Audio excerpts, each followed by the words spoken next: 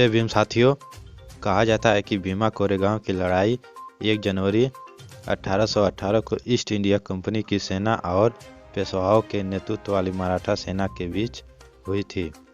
इस लड़ाई में मराठाओं की हार हुई थी और जीत का सेहरा ईस्ट इंडिया कंपनी की महा रेजिमेंट के सिर बांधा। महासमुदाय उस वक्त महाराष्ट्र में अछूत समझा जाता था।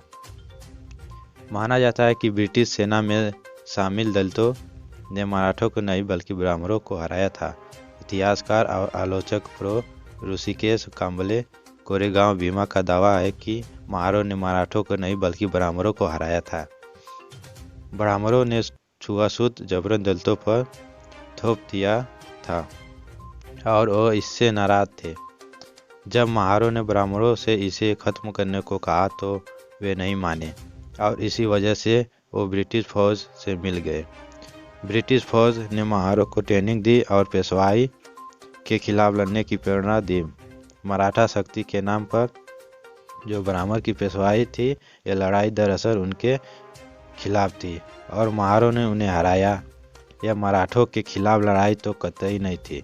कांबले कहते हैं कि महारों और मराठों के खिलाफ किसी तरह का मतभेद या झगड़ा था।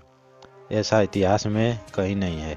अगर ब्राह्मण छुआछूत खत्म कर देते तो शायद ये लड़ाई नहीं होती।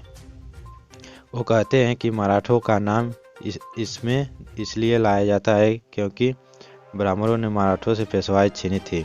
यह आखिरी पेशवा ताकत थी और ब्रिटिश उन्हें हराना चाहते थे। इसलिए ब्रिस्तानी फौज ने महारों को साथ लिया और पेशवा राज खत्म कर दिया।